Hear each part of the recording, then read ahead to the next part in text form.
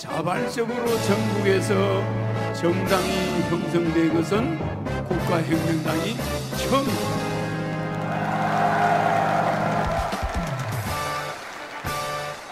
그리고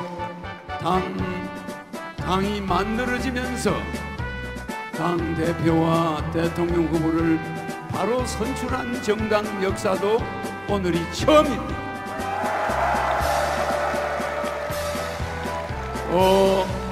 우리 한국 헌정사에서 8.15 날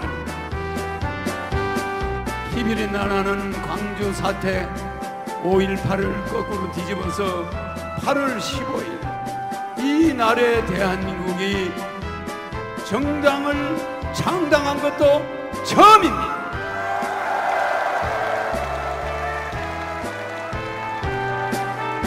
동족이 300만 명이 서로의 총불을 겨누고 300만 명을 쏴 죽이고 남북이 분단되고 광주 사태까지 이르기까지 제주 4.3 사태, 광주 사태, 6.25 동란 이런 어마어마한 동족 간의 상장 이것이 있은 이후에 어느 정당도 이 문제 하나 말끔하게 처리하지 못하고 광주 사태 지금도 우리 국민은 그것을 깨끗이 정리하지 못하고 천안함 사태 하나 제대로 해결하지 못한 것이 지금의 정당들입니다.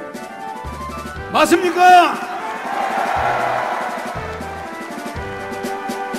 나는 1950년 1월 1일 여러분들이 6.25 사변을 벌리려고 준비할 때 대한민국에 왔습니다. 전쟁 속에서 어린 시절 거의 먹질 못하고 자랐지만 지금까지 대한민국의 몰골을 지켜보면서 내가 한반도에 온 것을 잘 왔다고 생각하고 있습니다.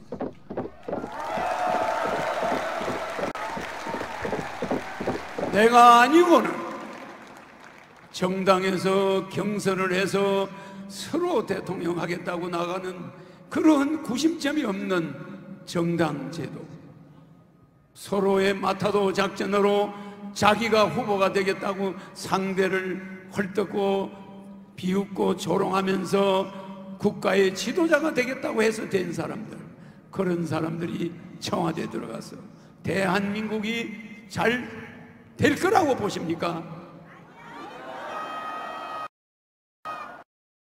그렇게 보십니까?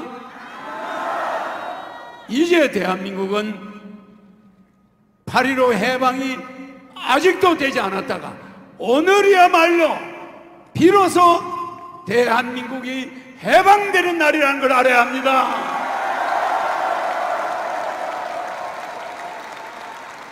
상해 임시정부가 해방이 되고 나서 대한민국에 일본군이 물러가고 나서 대한민국 5,000년 된 조선의 왕조를 대한황실을 부활한 정치인이 있습니까? 그 대한황실이 우리의 고종 황제를 무너뜨리고 그 황비를 입본도로 목을 자른 자들이 엄연히 일본에 살아있는데 어떻게 대한제국을 그대로 두고 대한민국을 건국할 수가 있습니까? 대한민국은 엄청난 5,000년 역사를 단절하고 태어난 국가로서 지금까지 그 참담한 모습을 보고 나는 통탄하지 않을 수가 없었습니다.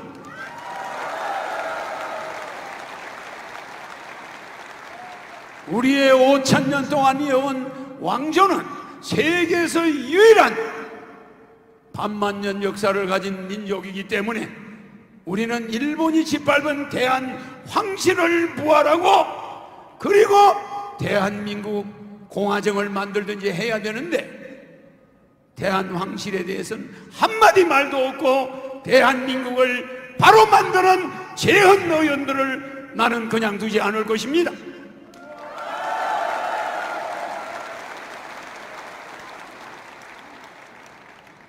나는 어떤 개인이나 대통령이나 어떤 정치인을 한 번도 비판하거나 나무란 적이 없습니다만은 대한민국 역사는 국민들이 책임이 있기 때문에 나는 이런 말을 하는 것입니다.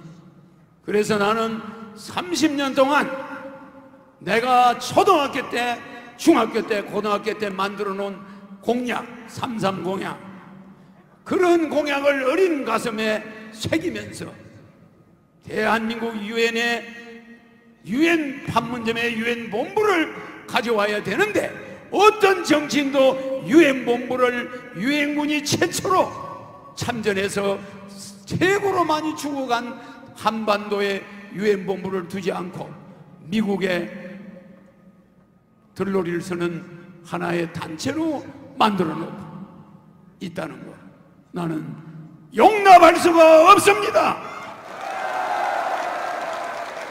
그래서 나는 대한민국을 이제 90력이 있는, 일본이 2차 대전을 일으키고도 그 작은 섬나라가 미국과 중국과 러시아라는 강대국만 쳐들어간, 우리가 호미를 만들 때 비행기를 만들고 잠수함을 만든 그런 저력을 가진 민족이 세계 강대국만 쳐들어갈 때 우리는 호랑이 담배 먹으면서 화투나 치고 노름이나 하고 입에 담을 수 없는 추잡한 양반과 쌍놈만 가르면서 1년에 쌀 한 가마니 주고 머슴으로 부리먹으면서 월급 한 푼 안 주고 종들을 부려먹던 그런 양반 민족이었습니다. 용납할 수 없습니다. 그런에서 수많은 머슴들, 종들의 가족이 학교를 못 갔고 양반 가족만 일본에 유학을 가고 공부할 기회를 잃어버린 수많은 어려운 사람들이 대한민국 이 땅에 한을 품고 돌아갔습니다. 그래서 나는 6.25 사변은 우리 민족이 아무 죄 없이 일본의 세계 아시아 공영권을 주장하면서 벌인 전쟁의 희생물로 아무 죄 없는 한반도가 두동강이가 나고, 독일이 두동강이 난 것은 죄가 있었지만 한반도는 아무 죄도 없었습니다. 근데 지금은 또다시 아무 죄 없는 우리 한반도가 아주 위험한 지경에 처해 있습니다. 안보도 위험하고 여러분의 가정 경제는 박살이 났습니다. 이제 저는 그것을 하루아침에 살릴 수 있는 비상한 방법을 가지고 있습니다. 맞습니까? 그러려면은 강력한 구심력이 있는 정당이 나와야 되는 것입니다. 맞습니까? 패거리로 뭉친 정당이 아니라 완전히 5천만 국민의 에너지를 하나의 세계 통일, 가정경제 살리는 서민 가계 부채를 완전히 해결해버리는 그러한 엔도로핀을 가지고 방향을 제시하는 지도자가 이 땅에 등장하게 된 것입니다.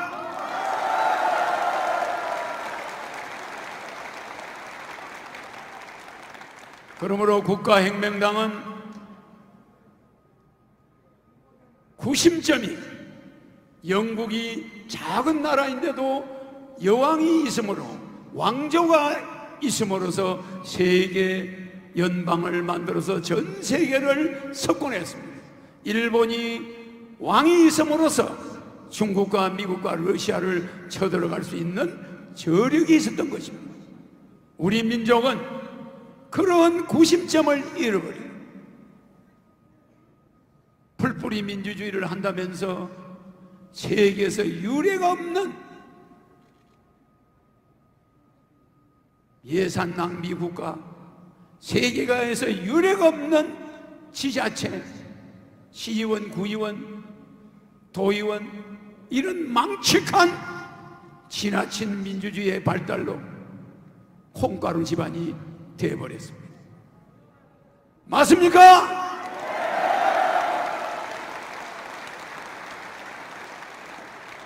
그래서 저는 예산을, 국가 예산을 강력한 국가의 구심력 있는 입헌군주국을 만들기 위해서 국가혁명당은 안정된 정치, 입헌군주국가, 대한민국의 황제가 되었습니다. 대통령 당선 6개월 만에 헌법을 새로 제정해서 대한민국의 황제로 등장해서 세계 통일을 신속하게, 아시아 통일과 세계 통일, 그 이후에 세계 통일의 마지막 단계에 북한과 통일을 한다는 거예요. 절대 우리나라는 세계 통일하기 이전에 북한과 통일하면은 남한은 전쟁으로 사라지게 된다는 것을 명심해야 됩니다.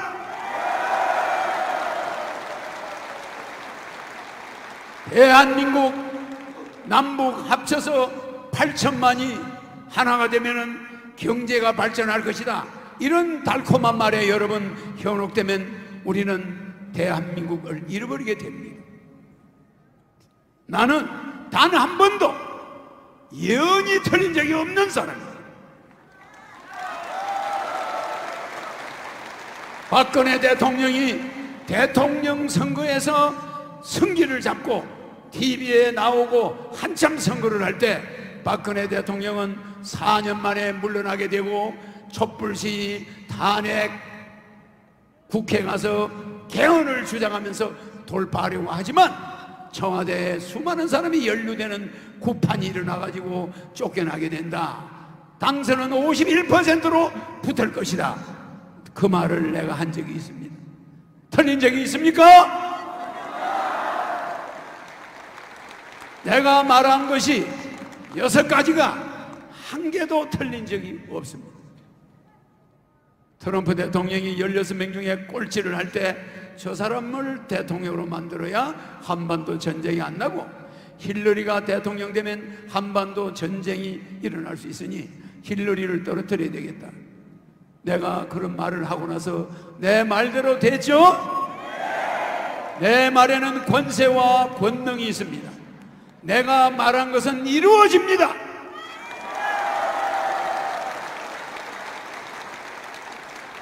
우리 국민이 해결하지 못하는 한 집 건너 나이 40, 50에 시집 장가를 못 가는 자녀 문제를 해결하지 못한 가정이 수두룩합니다. 나는 국가 결혼부를 만들어서 결혼부 장관을 통해서 대한민국에 결혼하지 못한 사람들을 신속히 결혼을 시켰습니다.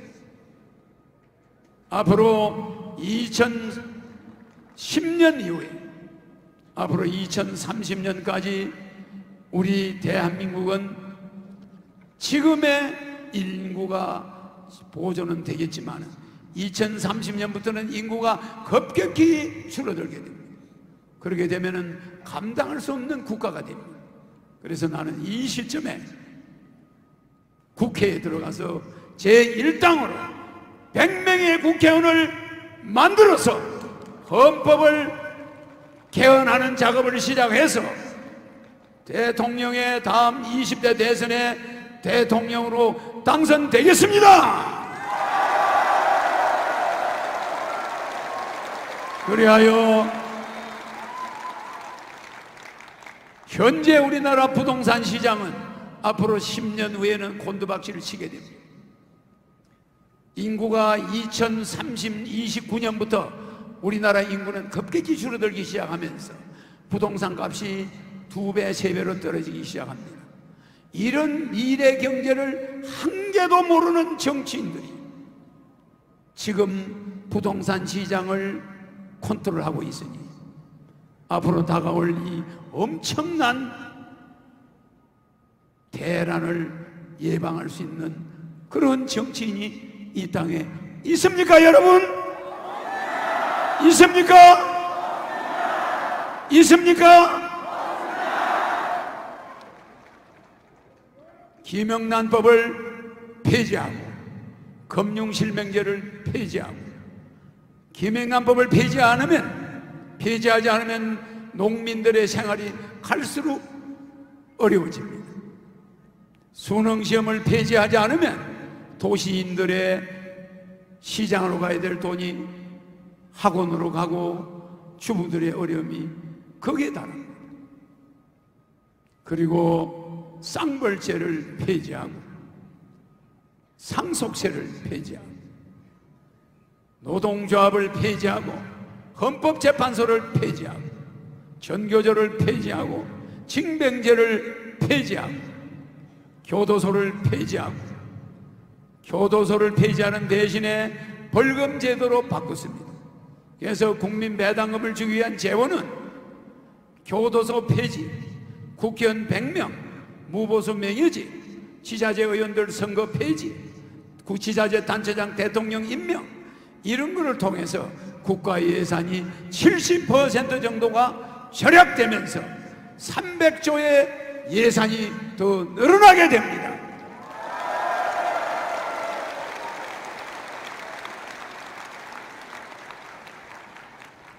그러므로서 우리는 8.15 해방이 오늘 해방된 날이라고 하지만 우리의 해방은 지금도 일본에 의해서 끌려다닙니다. 매년 일본에 수출 거래해서 1년에 300억 불을 일본에 우리가 보태주고 있습니다. 300억 불이면 얼마 많은 돈이냐? 1960년에 65년에 우리가 일본에서 8억 불을 받아올 때, 대일 청구권 자금 8억 불을 받아올 때, 그때 우리나라 해외 총 수출이 1억 7천만 불이었습니다. 1억 7천만 불. 그러니 우리가 매년 지난 약 20년간 일본의 평균 250억 불, 300억 불씩의 적자를 기록하면서 일본에다가 우리가 10년 동안 쌀농사 지은 걸 매년 갖다 주었습니다. 지금도 1년에 우리가 일본에 갖다 바치는 돈이 우리 대한민국의 쌀농사 지은 거 몽땅 10년을 모아야 1년 동안 일본에 갖다 주는 돈 정도 됩니다.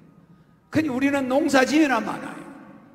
그니 일본은 철수해가지고 일본에 앉아서 기술로 한국을 식민지화 해가지고 돈을 1년에 300억 불씩 흑자를 내고 우리는 일본에 300억 불 적자를 보고 있습니다. 그러니 일본이 그렇게 대한민국 국민만 일본을 만만하게 보지 미국, 영국, 프랑스, 중국, 러시아는 일본을 상당히 무서워합니다. 우리가 일본에 우리의 힘을 기르지 않고 일본과 맞닥뜨려가지고 지금 피해본 것이 불과 며칠 사이에 100억 불을 넘었습니다. 어마어마한 시가총액, 주식 시가총액이 100조가 달아나 버렸어요. 120조 정도가 일본과 싸우는 바람에 날아가 버렸어요. 어떤 노동자가 거기 돈 몇 억 받겠다고 소송했는데 그것으로 시작해서 우리가 일본에 피해 본 것이 벌써 120조 정도. 앞으로 점점 더 피해가 늘어날 겁니다. 그러면 우리 경제는 점점 압박을 받을 거예요. 앞으로 내가 20대 대통령에 나갈 때까지 우리나라는 엄청난 압박을 받을 것입니다. 경제도 어려워질 것입니다. 부동산 시장도 점점 침체되다가 앞으로 10년 이후에는 내리막길로 들어가면서 한국의 부동산은 쓰러지고 말 것입니다. 자, 이런 걸 살려낼 수 있는 유일한 사람 누굽니까? 누구라고요? 나는 대한민국에 오지 않아도 갈 나라가 많고 나는 대통령 안 해도 할 일이 많습니다. 그러나 너무나 많은 가정이 죽기 일보 직전까지 간 가정, 가계부채 때문에 돈 벌어봐야 은행에 이자 내면 시장에 갖다 줄 돈도 없고 물건 사올 수 있는 돈도 없고, 이런 어려운 가정이 점점 늘어납니다. 그래서 나는 국가의 외채, 또 가계 부채, 이런 문제를 양적 완화를 통해서, 대통령이 되면 국가혁명당은 매년 1,500조, 3년 동안 국가 총화폐 발행 1716조의 3배를 찍어내서 양적 완화로 인해서 서민 가계부채를 100% 상환해주고 국가 외채를 완전히 처리하겠습니다.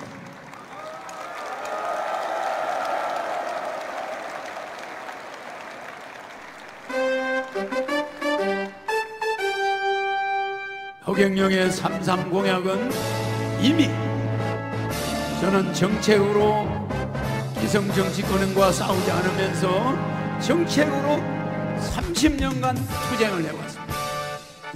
그 첫째가 정치혁명. 정치혁명은 국회의원이 100명, 무보수, 명예직 3,000명의 보좌관 없어집니다. 국회의원이 발로 뛰어요.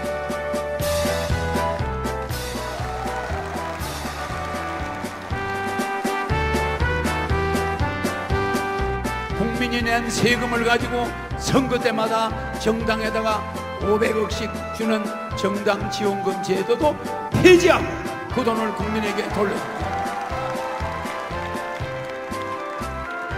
또 연간 8,544억,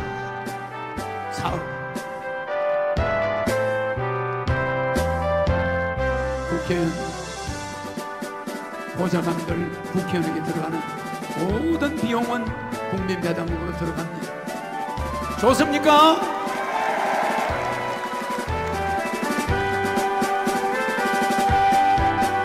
장기적으로는 정당 제도도 폐지합니다. 전부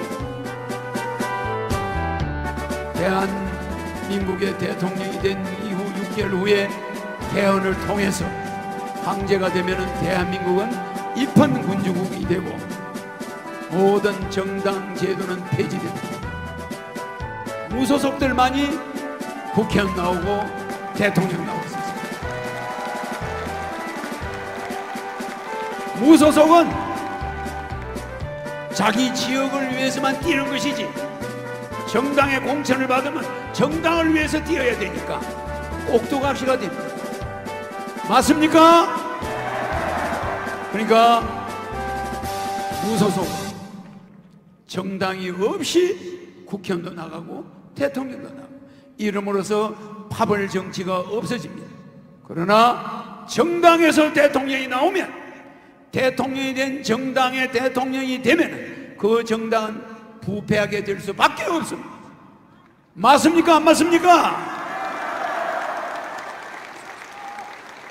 그 다음에 그렇게 해서 정당혁명, 정치혁명, 세 번째 결혼혁명. 결혼하면 공영제로서 국가가 1억 원을 줍니다. 그리고 결혼하면은 국가가 주택자금 2억 원을 무이자로 줍니다. 그래서 결혼하면 주택과 결혼 비용이나 이런 것이 부모에게 신세지지 않아도 누구나 결혼할 수 있고, 20세부터 결혼하면은 국민배당금이 300만 원 두 사람에게 나옵니다. 그러나 결혼하지 않으면 30살부터 30살부터 150만 원씩이 부부 300만 원이 나옵니다.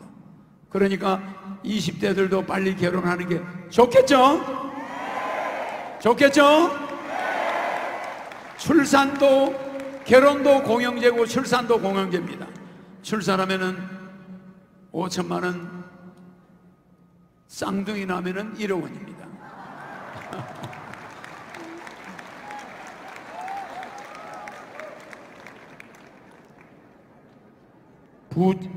노후혁명, 국민배당금으로 노후 걱정이 전혀 없게 하겠습니다.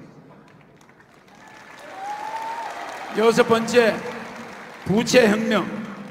가계부채를 대통령이 되면은 제 첫 번째, 첫 해에 1,500조를 찍어서 가계부채를 1,300조, 400조 되는 국민의 가계부채, 은행부채, 집을 제피고 은행에 돈을 쏘아선 사람은 100% 그 돈을 국가가 채권자가 되고 거기에 대한 이자를 연간 40조입니다.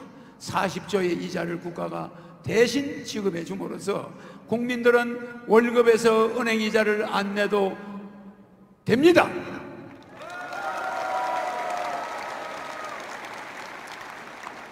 일곱 번째, 배당행명. 국민 배당금을 1인당 150만 원, 4인 가족 600만 원, 30세 이상 된 사람이 4명 있으면 4인 가족에 600만 원이 나옴으로써 모든 사람이 중산층으로 살아갈 수가 있고, 어떤 노인도 서로 복양하겠다고, 자녀들이 부모를 서로 복양하겠다. 왜 그렇습니까? 국민 배당금 때문이죠. 어디 가나 환영받습니다. 나이 많아도 서로 오라고 환영해요. 왜? 150만 원씩을 부양하는 사람이 받으니까. 그렇습니까? 안 그렇습니까? 부모가 자녀에게 기대는 시대는 지났고, 부모는 100살까지 살 수 있는데 자녀가 먼저 죽을 수도 있고, 자녀들이 실업자가 되어서 부모 부양을 못하고 자녀가 한두 명 있는 사람이 많다 보니 자녀도 자기 생활을 해결하지 못하는 이런 어려운 시대에 있습니다. 이러기 때문에 이제는 돈을 많이 버는 자들이 낸 세금이 어려운 자들에게 나가는 국민배당금제만이 우리가 살 길이라는 걸 알아야 합니다.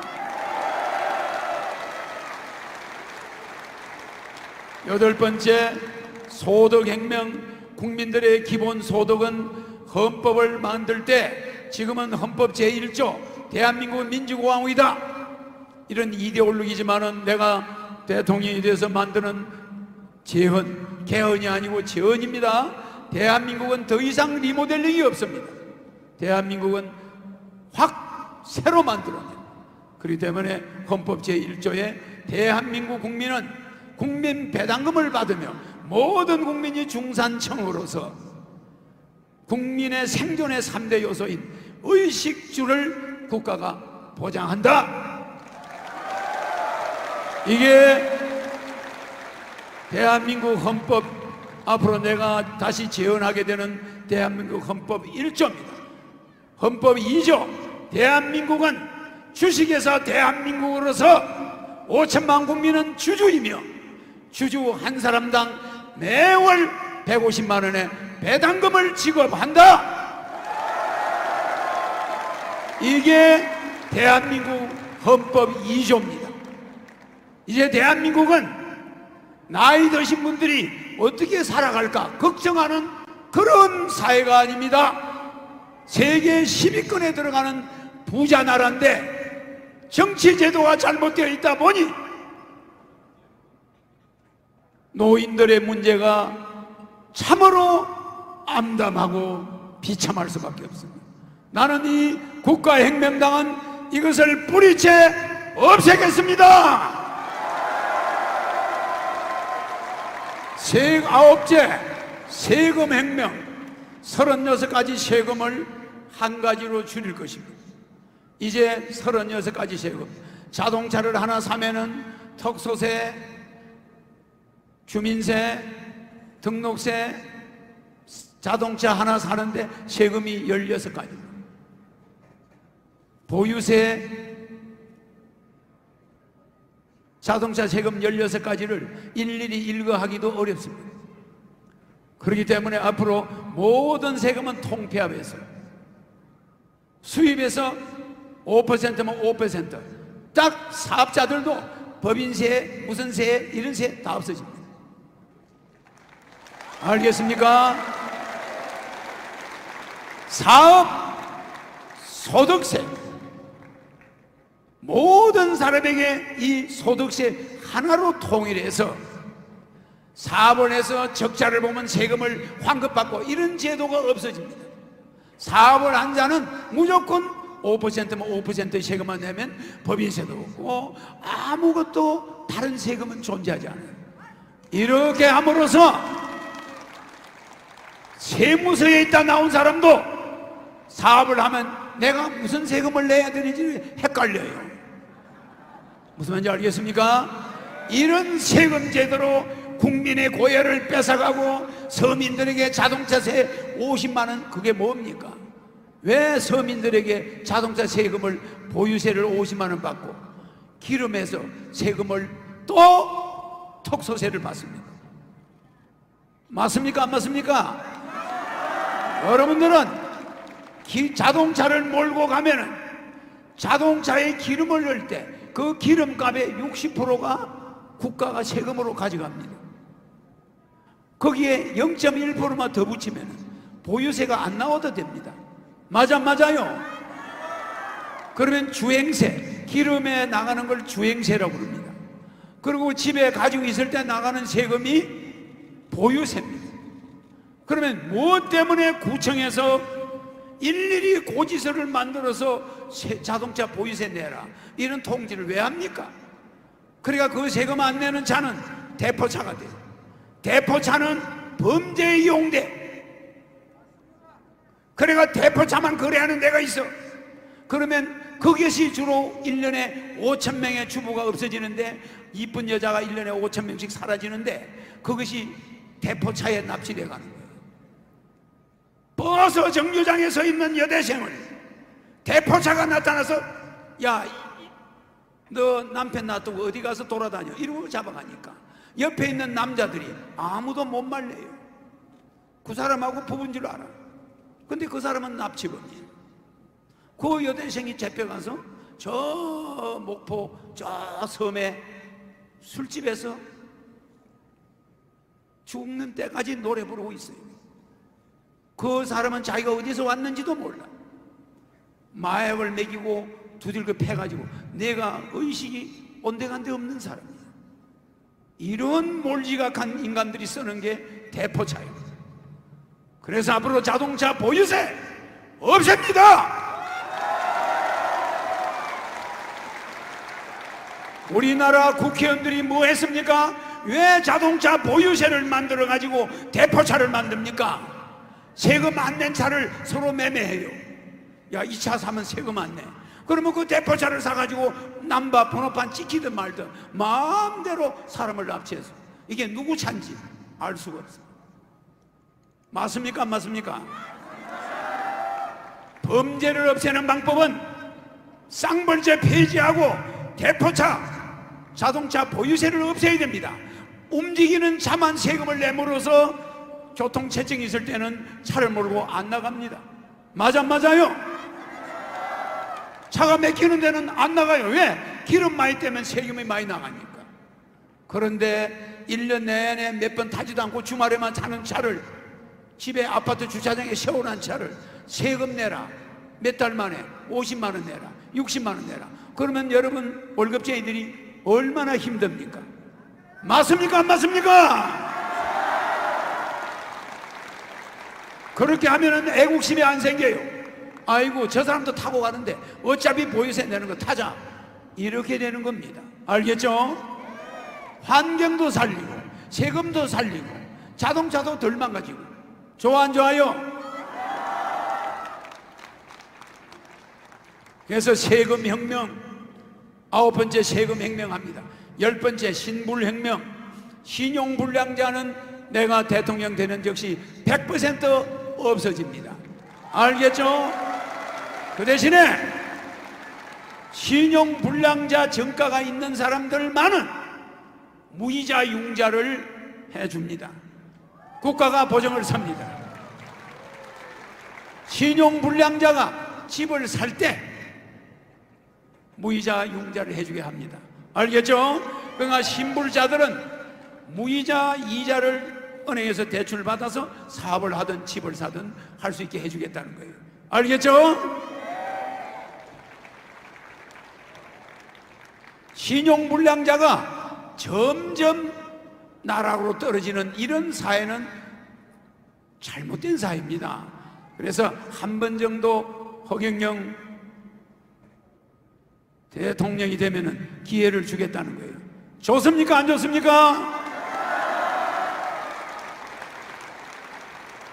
교육혁명, 수능 폐지 아시죠? 수능은 왜 폐지하느냐? 한국 경제를 몰락시키는 주범이에요. 월급을 500만 원 받아온 중산층이 아들 2사람 학원비 주고 나면 생활비가 안 남아. 생활비가. 그러면 그 학원을 안 보낼 수가 있나? 그러면 그 생활비가 안 남는 돈을 가지고 또 은행 이자를 내야 돼. 그거까지 내고 나면 아파트 관리비 내야 돼. 핸드폰 요금 내야 돼. 자동차 세금 내야 돼. 그 사람이 시장 가서 반찬 사올 돈이 있나? 옷 사입을 돈이 있습니까? 직장은 열심히 다니는데 골백만 남고 몸에 병만 남고 거지 되는 거예요. 맞죠? 나는 우리나라가 이렇게 썩어가는 것을 눈뜨고 볼 수가 없습니다. 그래서 여러분들은 허경영이가 대통령이 되려고 하지 않는다는 거, 대통령이 아무런 나에게는 값어치가 없습니다. 나는 세계 황제, 세계 통일 초대 황제. 알겠습니까? 대한민국을 세계를 통일해야만 북한을 통일할 수가 있습니다. 비로소 세계 통일을 하기 위해서 내가 여기 이 자리에 섰지. 대한민국 대통령은 길거리를 못 달릴 정도로 인기가 있는 사람이 무엇 때문에 꼭 대통령을 해야 되겠습니까? 맞습니까? 안 맞습니까?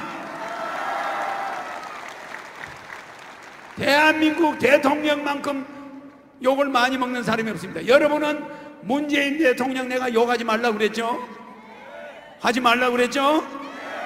대한민국에서 최고로 공산주의를 싫어하는 사람이 북한에서 헝단무도에서 북한의 실정을 체험해보고 탈출해온 사람들이 맞습니까? 안 맞습니까?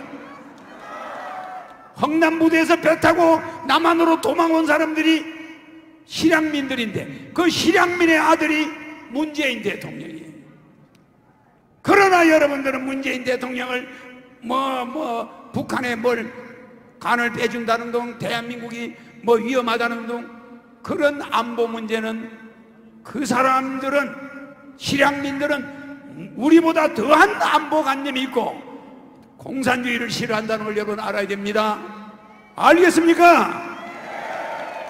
나라의 대통령은 나라를 떠넘기려고 하거나 망하게 하려고 하는 사람은 없습니다. 그 밑에는 수많은 교수들이 어드바이스를 하고 있고 그 사람의 사상을 의심해야 될 이유가 없는데도 우리는 입만 열면 대통령을 욕하고 허경영의 공약에 관심을 가지셔야 됩니다. 알겠습니까?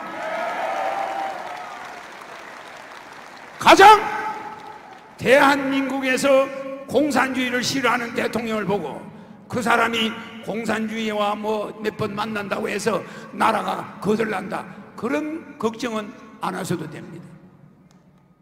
알겠습니까? 우리는 우리의 중산주의를 실천하고 우리나라를 세계를 이끌어가는 주도국가를 만들자는 것이지 남북이, 북한이 그렇게 무섭습니까? 걱정하지 마세요.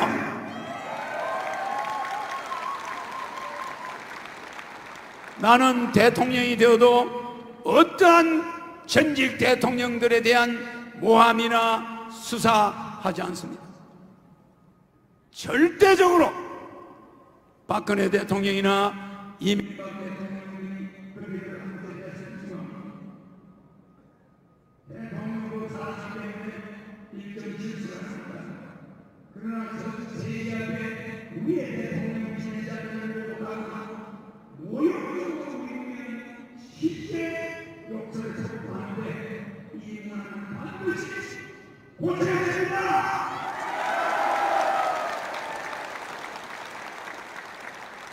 그래서 나는 보복 정치를 하지 않는데 단 한 가지, 국회의원들을 정신교육대 보내는 거 보복 정치 아닙니다. 교육시키는 겁니다. 알겠습니까? 절대로 보복 정치 아닙니다. 그 국회의원들도 사랑하는 아내와 딸과 아들이 있어요. 그리고 노부모를 모시고 있어요. 그렇습니까? 안 그렇습니까? 그러니까 교육만 시키지 대한민국 감옥은 다 없앱니다. 알겠습니까? 중범자들은 벌금 낼 돈이 없는 사람은 저 중국 사막으로 가서, 몽고 사막에 가서 황사 없애는데 평생 몸을 바쳐야 됩니다. 그래서 앞으로 중범자들, 상습범인들, 이런 사람들은 교도소 들어갔다 몇 년 있다 또 나오고 더 가고 나오고, 이거는 없어집니다. 다시는 없습니다. 알겠습니까?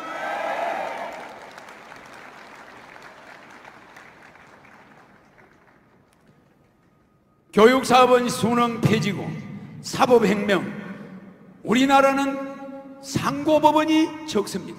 대법원 하나 가지고 안 됩니다. 그래서 광역시마다 대법원을 설치해서 상고재판이 신속히 진행되는 3심제, 이 3심제가 올라갈수록 대법원이 하나밖에 없으니까 늦어져요. 그래서 재판의 신속화, 이래서 상고법원을 만드는 대신에, 상고법원을 몇 개 만드는 대신에 헌법재판소는 폐지합니다. 법 중의 법, 옥상옥은 없어집니다.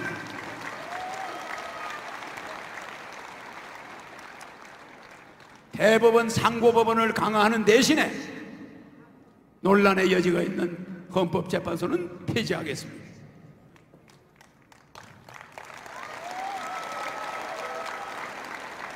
열세 번째, 뉴딜, 농업 뉴딜입니다. 누구나 20살부터 100살까지 누구나 뉴딜 단지에 가서 들어가면은 먹여주고 재워주고 100만 원입니다. 농사 짓습니다. 젊은 애부터 노인까지. 농업 뉴딜 아시죠? 전국에 뉴딜 단지가 1000개 만들어져 가지고 노후된 농민들, 나이 많은 농민들은 거기서 이제 농사 짓는 것을 뉴딜 단지에다 논을 갖다 바치면, 논밭을 바치면 국가가 농사를 지어줍니다. 알겠죠? 농업 뉴딜. 그리고 그 뉴딜 단지에 가 있다가 다른 뉴딜 단지로 갈 수 있습니다. 전국에 속초 뉴딜 단지에 있다가 제주도 뉴딜 단지로 갈 수 있어요. 날씨가 추우면, 여름엔, 겨울에는 남쪽으로 갈 수도 있고, 이렇게 이동을 마음대로 할 수가 있습니다. 그 다음에 금융혁명, 새만금을 세계적인 금융 메카로 만들고, 당진, 태안반도, 영종도, 강화도, 이 일대가 세계적인 금융단지가 돼서 세계 금융의 메카로 한반도가 등장하면서 그곳에 세계적인 공항, 지금 인천공항 같은 공항이 또다시 신설되게 됩니다.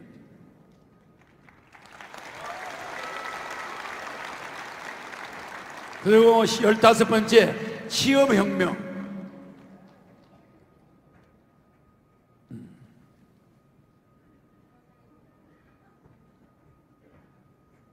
이 혁명은 너무 많기 때문에 혁명 이름만 부르겠습니다. 취업혁명, 유엔본부 판문점 이전하는 유엔혁명, 그 다음에 17번째 화폐혁명, 18번째 전경도, 경전도, 동서를 통합하는 지역혁명, 그 다음에 징병제를 없애는 모병제도를 하는 징병혁명, 농지거래 자유화를 하는 농지혁명, 그 다음에 농약공장을 없애는 농약혁명, 그 다음에 부패, 쌍벌제 폐지하는 부패혁명, 그 다음에 어음보험공사를 만들어서 부도어음에 대한 위험을 완전히 없애버리는 어음혁명, 그 다음에 생활혁명, 경매제도로 인해서 가정에 생필품을 압류하거나 전세금을 압류하거나 이런 제도가 폐지되는 생활혁명, 그 다음에 보훈혁명, 6.25 참전, 월남 참전 용사는 5억 원을 지급하며 매월 300만 원씩 주는 보훈혁명, 그 다음에 노동혁명, 노동조합이 폐지되면서 노조와 관리자가 기업자척, 기업가족협의회를 만들어서 노동조합이 없어지고, 27째 장기혁명, 자기 장기가 안 좋은 사람은 국가에서 신청하면은 이 시간을 최단시일에 수술해주는 장기혁명, 그 다음에 도덕혁명. 간혼상제는 국가가 공영제로서 챙겨줘. 부모님 돌아가면 1,000만 원, 대통령의 조화, 결혼하면 1억 원, 애 낳으면 5천만 원, 생일날 10만 원과 금일봉. 모든 간혼상제는 국가가 챙기는 도덕혁명. 그 다음에 29번째 장애혁명. 행복 추구권을 확대해 줍니다, 장애인들은. 그 다음 주택혁명. 그 다음에 벌금혁명. 모든 죄수들은 벌금으로 해서 연간 100조 정도를 확보해서 국민 배당금으로 쓰고, 죄수들은 벌금을 내면 되는데 아주 중한 범죄자들은 벌금으로 되지 않습니다. 그거는 일부밖에 안 됩니다. 벌금혁명. 그 다음에 32번째 카드혁명.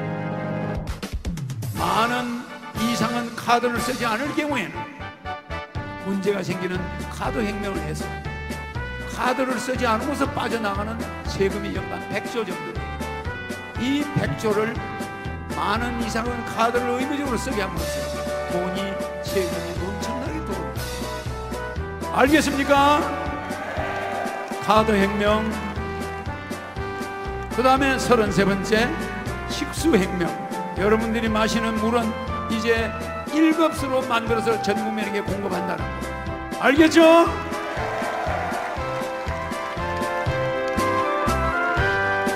이 33가지 혁명을 30년 전에 만들어서 대통령에 출마했던 사람이 누구죠? 누굽니까? 2022년 대통령 선거는 우리 국가를 완전히 거듭나게 하는 그런 선거가 될 것입니다. 그때는 대한민국의 대통령 선거는 대통령 선거 직전에 나오게 되는데, 저는 몇 년 앞서서 대통령 후보가 되었습니다. 오늘 8.15 날 대통령 후보가 되었으니까 반드시 우리 국민이 가계부채에서 해방되도록 우리나라 기업이 잘 살고 경제가 살아나는, 제일 먼저 국민의 가정경제를 최우선으로 살리도록 하겠습니다. 여러분 감사합니다. 이것으로 대통령 후보 수락연설을 마치겠습니다. 감사합니다.